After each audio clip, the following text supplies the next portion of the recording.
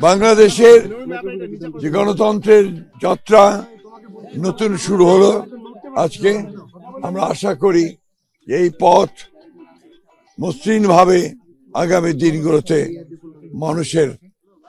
মানুষের জীবনকে, বাংলাদেশের রাজনীতিকে, বাংলাদেশের অর্থনীতিকে সুন্দরের দিকে, তার অভিষ্ট লক্ষ্যের দিকে নিয়ে যাবে। আপনাদের সকলের প্রতি আমার একটা আহ্বান আছে, আসুন এই রমজানে আপনাদের যার যার বাড়ির কাছে মসজিদে সামর্থ্য অনুযায়ী ইফতার নিয়ে পাড়া প্রতিবেশী সকলকে সাথে নিয়ে একসাথে ইফতার করি। আমরা আজকে অত্যন্ত আনন্দিত যে আজকে এই দিনটি অনেক বাধা বিপত্তি পেরিয়ে, অনেক রক্তপাতের মধ্য দিয়ে, অনেক আত্মত্যাগের মধ্য দিয়ে আজকের এই দিনটি শুভ সূচনা হয়েছে।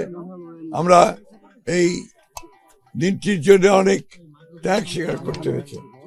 বাংলাদেশ জাতীয়তাবাদী দল বিএনপির প্রয়াত চেয়ারপারসন দেশনেত্রী বেগম খালেদা জিয়া দীর্ঘ আন্দোলনের পরে তিনি আমাদের ছেড়ে চলে গেছেন। তিনি ত্যাগ স্বীকার করে গেছেন। লক্ষ লক্ষ মানুষ পুলিশের হাতে নির্যাতিত হয়েছে, গুম হয়েছে, নির্যাতিত হয়েছে, হত্যা হয়েছে।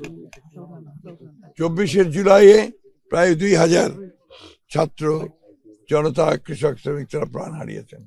এত আত্মত্যাগের পরে আজকে এই নির্বাচন, আশা করছি যে এই নির্বাচন সুষ্ঠু, অবাধ এবং নিরপেক্ষ হবে এবং শান্তিপূর্ণভাবে হবে।